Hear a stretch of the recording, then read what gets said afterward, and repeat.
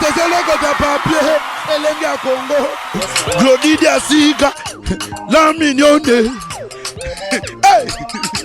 la mignonne, Tracy Belenga Pro. Ouais, merci beaucoup. Merci beaucoup. La loi est dire, mais c'est la loi. Donc, on est besoin de Kofi Olomide, tous à coup, on a idée que tout est le lors aux parler, soit le aux parler. Dossier aux amoulaï tellement, aux mettre naïe, à mettre OEP, à Zalaki d'approcher à Saï Fiston, tant ou à qui dossier naïe. Donc, nous allons comprendre par rapport Kaka. Il y a Badi.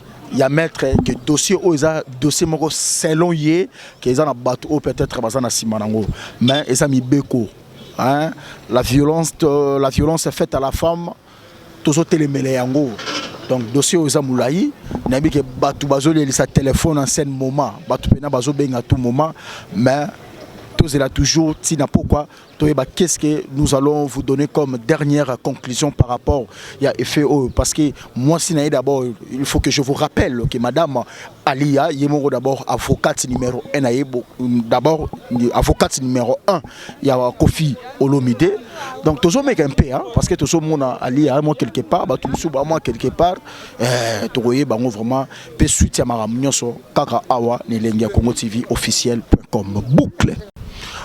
Bonjour maître. Bonjour. Alors, mon kiloso l'andabiso à propos de procès à Kofi Olomide, n'a évité un moment où tu commis api. Bon, justement, de Bomoni, tous en a parqué à grande instance à Gombe. Bakanga qui est na tonga lelo, Bakangi est en dehors de toutes les normes. Hein? Il y a droit de l'homme où quand même qu'on respecte à Tamouké. Bazuye nanda kune tient terroriste, il y a des images. Ce que Botali vraiment, quelle que soit gravité, hein, Mouto a yebani per qui soit salipé fierté en Boko pendant des années, on ne peut pas aussi le traiter comme ça, comme un terroriste. Yami Balé, audition ils allaient continuer, basali ko reprocher incident où il est qui na Nairobi, mais entre temps na Nairobi, bisi ko pi infraction et salemaki, police et instruisa qui a trouvé que ce n'est pas établi et puis ba classé dossier sans suite bazongissier. Parce que, effectivement, la vidéo, en dehors de toute passion, de toute émotion, comme on a que coup de pied, on est humain, et puis de deux, vidéo, il y a moi si Ezali, où ils ont déclaré que coup de pied à Kofi Tikala Simba était. Et vidéo, Ezali. De trois, pour Moutou, à commettre une infraction, il va poursuivre dans le Congo, il faut soit plainte à victime, soit plainte à l'autorité, bisikawa puis infraction Ezali qui commise. Ce qui nous fait dire ici que c'est en quelque sorte un acharnement. C'est un acharnement, il ne faudrait pas que Batubaya se règle contre Kofi, mais sur le terrain de la justice. Justice à cause de la saisie parce que Nabaïmer Ezali, Batubazo racontait la banzela, oh, Yazala Kabou. Non, la justice n'a pas d'âme. La justice ne peut pas fonctionner selon les humeurs des gens. Ça ne peut pas passer comme ça. C'est pourquoi nous nous disons que c'est de l'acharnement. Maître, mais la violence faite à la femme, tant que le Koloana est mais le fait d'abord. Toute la carrière de Kofi, toutes les chansons de Kofi, il n'a fait que célébrer la femme, il n'a fait qu'honorer la femme. Kofi, Vinae Mobimba, Nabanze Mone Nyonso, il n'a fait que protéger, il n'a fait que chanter la femme. Alors, qui me dira aujourd'hui qu'après 30 ans de carrière, que Mouta honoré moi si que le Kofi Azali? Il n'existe pas, je vous le dis, par rapport à ses œuvres. Mais il y a eu un simple incident au Salemi. C'est vrai que sur le plan moral, entre artiste et à niveau Wana, on peut quand même lui reprocher, bon, il ne pouvait pas. Ça, c'est sur le plan moral. Mais sur le plan des droits, il y a un problème. C'est quelle infraction qu'on lui reproche? Ça, c'est de un.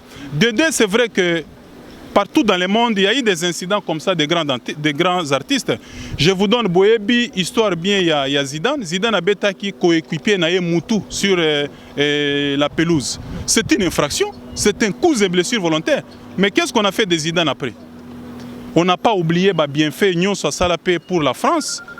Comprendre qu'Aza Moutou, Aza lié à l'inclinaison Union sensible. Il a même été honoré et on a demandé à tous les Français de les comprendre et de les pardonner. Pourquoi on ne peut pas le faire ici aussi? Pardonner. On doit profiter. Oui, il a demandé pardon. Je dis que moralement, je sais que ce n'est pas bon. Mais sur le plan des droits, on n'en profite pas pour lui faire des histoires. Je considère cela comme de l'acharnement sur sa personne. Et toute cette médiatisation, politisation de ces procès, pourquoi? Qu'est-ce qu'il a fait? Alors, le même pardon, parce que bateau payé mon repère kangi ça va taper prison, bah senga et pardon. Pensez-vous rien? Wana etalingaite, vous m'avez questionné sur ce qu'on lui reproche actuellement. Touti police mutu bakangi na ba 5 heures comme un terroriste avec un mandat mutu bakanga na mandat bakanga mutu na mandat soki ayebi que à Koki Kokima, identité za douteuse mais c'est pas Kofi qu'on va arrêter comme ça. Dédé, on est en train d'auditionner bateau et à police, badji pa police, on a baouti police, baouti na dossier na police, batiki na parquet. Généralement quand on laisse les prévenus na parquet, policiers au PJ ba na dossier bakei, oh bazo zelanine. Ça prouve qu'ils attendent jusqu'à la cheminée na cachot, jusqu'à la cheminée na CPRK.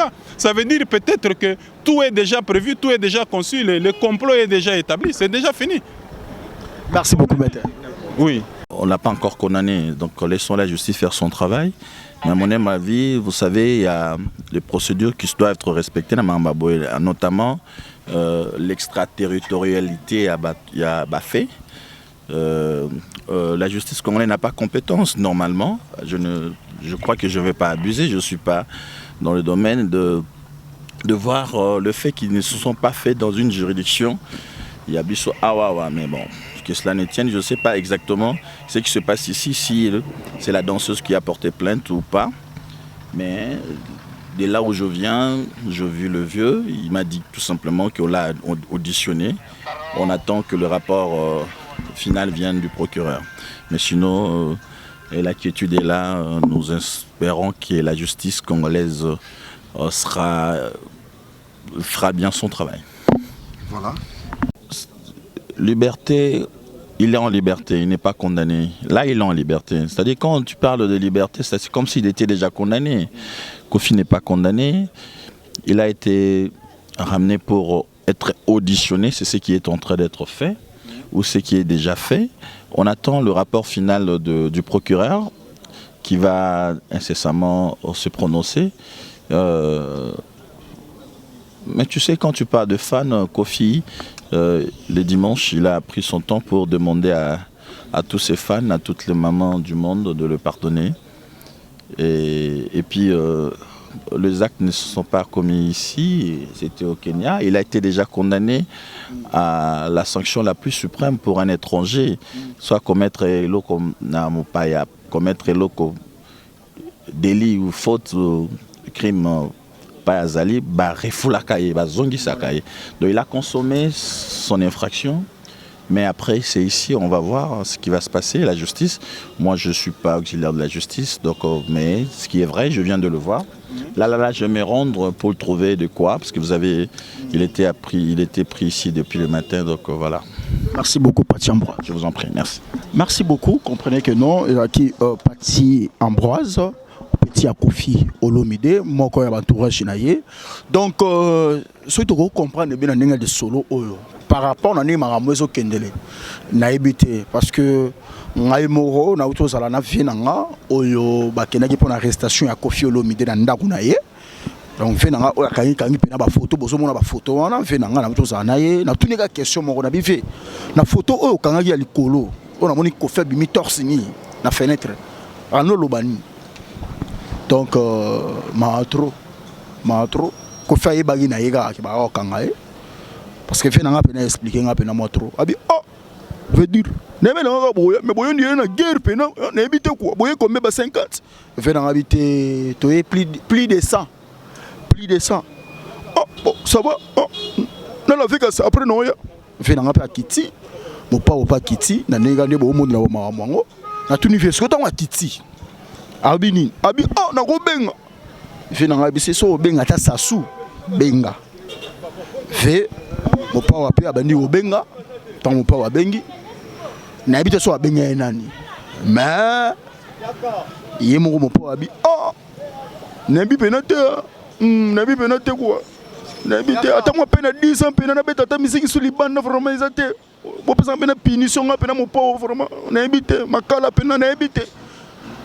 Bah si biso mon pao aleli na kata parler résidence na ye na Montfleury mon pao aleli mais na information autosuit na ba voisin na ye na Montfleury mon pao c'est un monsieur qui ne pas aimé parce que ba papa pena ba bimina ba maman non c'est monsieur là alekisi to éviter et le ban envoyé moko tous contre celle totalement justice à mboga oyo ça ni au sala mais ndenge bena makambo zo kendele pe na ndenge zo kendele ma trop la justice c'est dire mais c'est la loi ndega ba lobara to takande makambo yo kendele même pour comprendre de façon on lobela mais ne makambo yo kendele bo rassurer comme d'habitude donc voilà d'habitude malobela na maloba bene la na la loi est dire mais c'est la loi. Donc comprenez la suite. Boucle.